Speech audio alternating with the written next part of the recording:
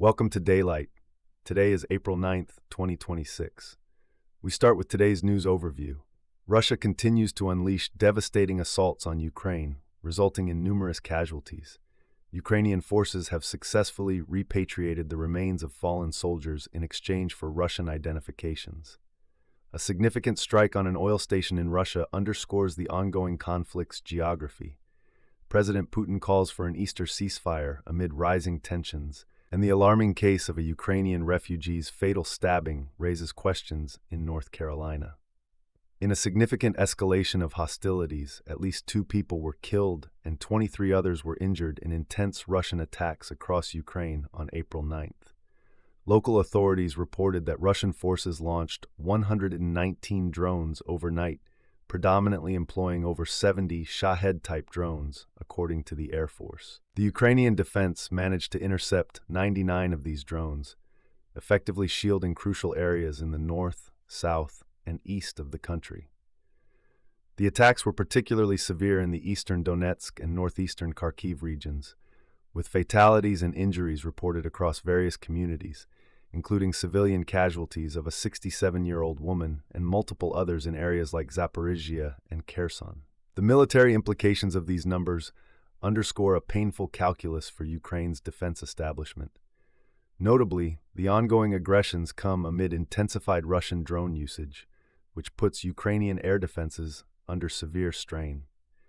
Analysts suggest that the sheer number of drones launched reflects a strategic desperation from Moscow, aiming to exploit a perceived vulnerability in Ukrainian defenses. Reports from the Kyiv Independent indicate that the 119 drone strikes within a single night highlight Russia's continued commitment to aerial tactics designed to disrupt civilian life and threaten key infrastructure. As casualty counts rise, the urgency for fortified air defense measures becomes ever more critical.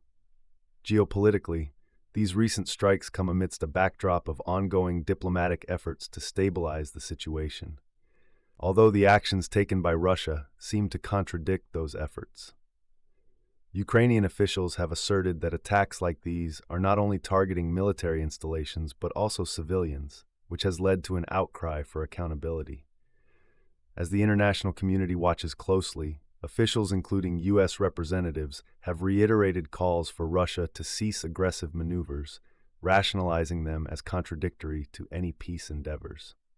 A grim reminder of the war's human cost, this tragedy emphasizes the pressing need for renewed peace negotiations.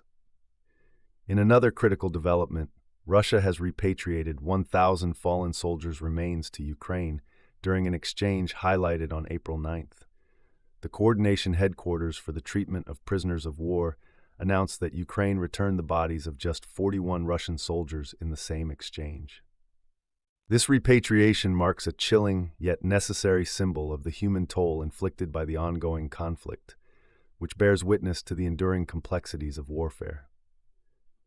The remains returned are likely the subject of scrutiny, as Ukrainian law enforcement agencies work to ensure the identification and dignified return of the deceased to their families. Tactically, the exchange reveals the imbalance in losses that both countries have sustained over the course of the war.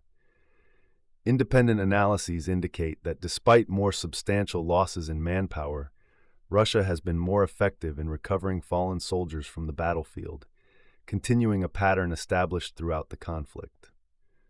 This latest exchange occurs concurrently with increased international pressure on both Kyiv and Moscow to pursue peace negotiations. As analysts note, the exchanges of bodies represent one of the last functioning communication channels in a larger framework that has otherwise fallen into disrepair.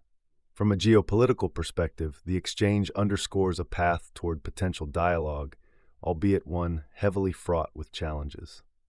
Critics point out that the continued repatriation efforts, generally in the absence of substantial peace talks, reflect the complicated truths of wartime diplomacy. Where exchanges like this illuminate the broader fractures in international relations, the U.S.'s push for further discussions is tempered by an undercurrent of skepticism, particularly regarding Russia's long-term intentions. Ultimately, these exchanges serve as a reminder that beneath the rhetoric of war lie real human lives, victims of an enduring crisis. In a notable strike from Ukraine, drones targeted an oil pumping station in Russia's Krasnodar Krai on April 9th. The attack resulted in a fire at the facility and reports of one casualty. This escalation into Russian territory signals an aggressive operational shift by Ukrainian forces, marking an extension of the conflict's geographic boundaries. The General Staff of Ukraine has articulated that these strikes aim to undermine Russia's logistical framework for sustaining its military operations, deepening the conflict's existential stakes for all parties involved. On a tactical level, this operation illustrates the effectiveness of Ukraine's unmanned systems forces, which have been increasingly successful in striking high-value targets deep within Russian-controlled territory. The real-time reporting from the conflicted area indicates that the infrastructure damage suffered at the pumping station may have wider implications for Russian logistics and fuel supplies. Recent assessments point out that the frequency and accuracy of such drone strikes are pivotal for Ukrainian forces to disrupt Russian supply lanes, which have been heavily relied upon throughout the war. In terms of global consequence, this drone strike represents a broader trend of asymmetric warfare that is significantly reshaping traditional battlefields. As Ukrainian President Zelensky noted, these military actions must be understood within the context of Russia's ongoing military posture, which continues to provoke and justify retaliatory measures from Kyiv. Furthermore, such incidents feed into the narrative of increased Ukrainian capability, which could galvanize international support for Ukraine's military needs, as global attention continues to focus on undermining Moscow's offensive capacities through direct strikes on infrastructure. Russian President Vladimir Putin announced an Easter ceasefire, slated to commence on April 11th, emphasizing a brief halt in combat operations through April 12th. This declaration is aimed squarely at creating a semblance of goodwill amid escalating hostilities, as the Kremlin posited hopes that Ukraine would reciprocate the ceasefire during the Orthodox holiday. The move marks another potential chapter in a long series of unilateral ceasefires that have plagued earlier stages of the conflict, raising questions on the sincerity and effectiveness of such measures. The tactical implications of this ceasefire are indeed mixed. By asking for a halt, Moscow appears to be negotiating from a position of necessity rather than strength, given recent losses. Observers suggest that Putin's order could provide Russian forces with a much-needed respite to recover from recent battles and reassess their strategy, particularly with mounting casualties and international isolation looming over their operations. Analysts warn, however, that such a ceasefire is rarely honored on either side, leading many to question whether this announcement serves as a genuine peace initiative or a tactical maneuver. On the international stage, potential responses to the ceasefire declaration are critical.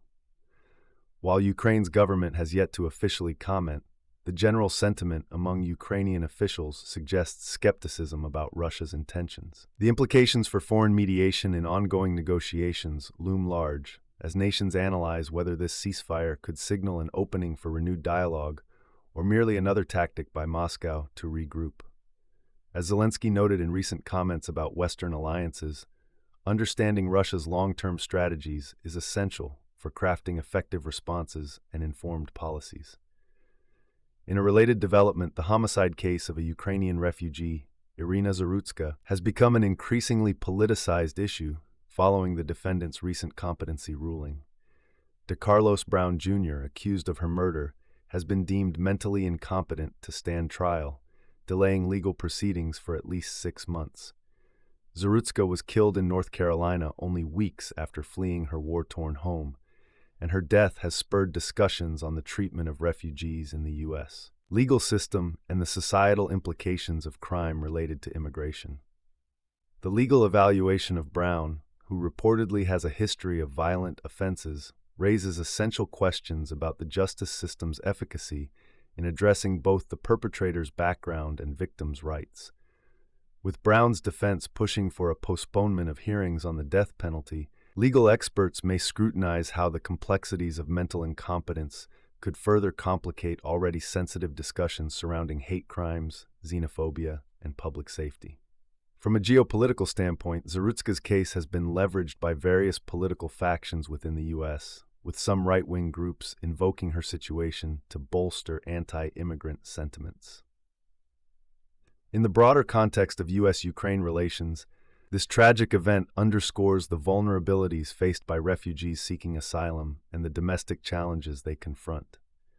Political discourse surrounding her case could significantly shape public opinion regarding immigration policies, intersecting with ongoing narratives of Ukrainian displacement and the global refugee crisis that has emerged from the invasion. Meanwhile, the ramifications of Ukrainian efforts to target Russian oil infrastructure are becoming increasingly evident, as strikes on Black and Baltic Sea ports are undermining Russian energy exports. Reports indicate that attacks on critical facilities, such as the oil pumping station in Krimsk, have diminished Russian output, leading to a significant decrease in export capacity. This has exacerbated internal pressures within the Russian energy sector, thwarting potential gains from rising oil prices due to geopolitical tensions in the Middle East. In terms of economic analysis, the estimated decline in Russian oil exports reportedly ranges from 43% to 60%. This sharp reduction is compounded by mounting operational costs for Russian maritime transport, particularly as sanctions on the tanker fleet have nearly quadrupled freight and insurance costs since early 2022. As Igor Sechin of Rosneft highlighted, these logistical disruptions align with broader sanctions policies that are squeezing the Russian energy sector's profitability.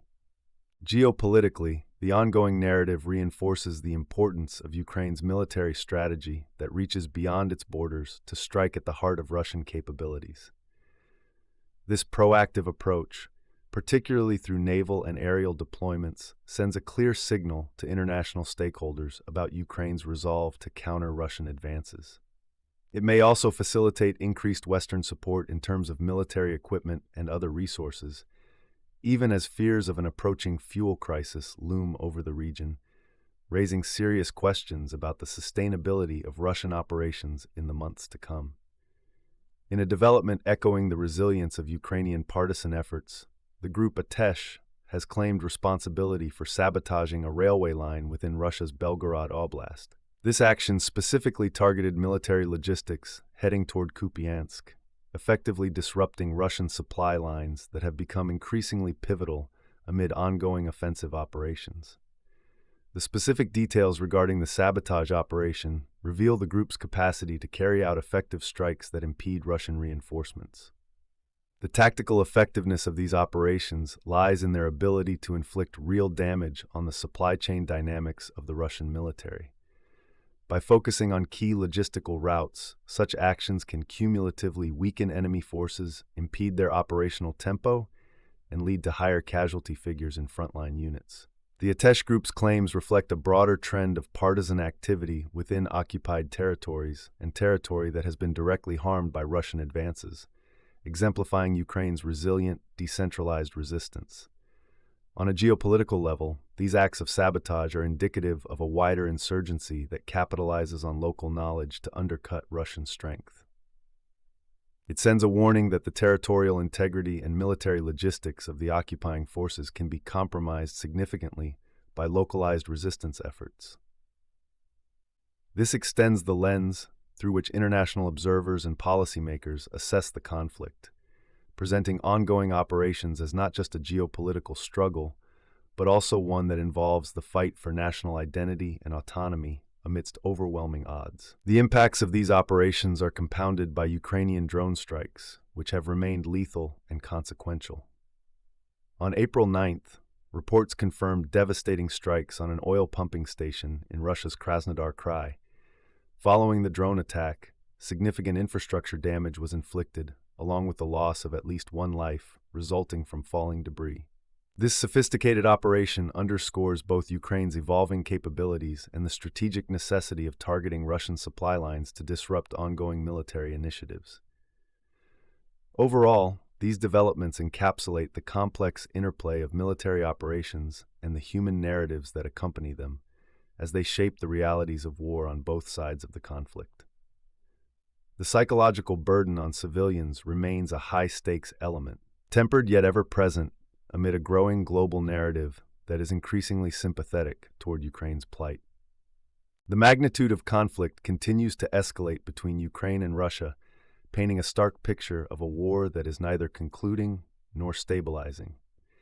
The unrelenting barrage of drone strikes, tactical failures, and loss of life underscore how critical the next steps will be for both nations.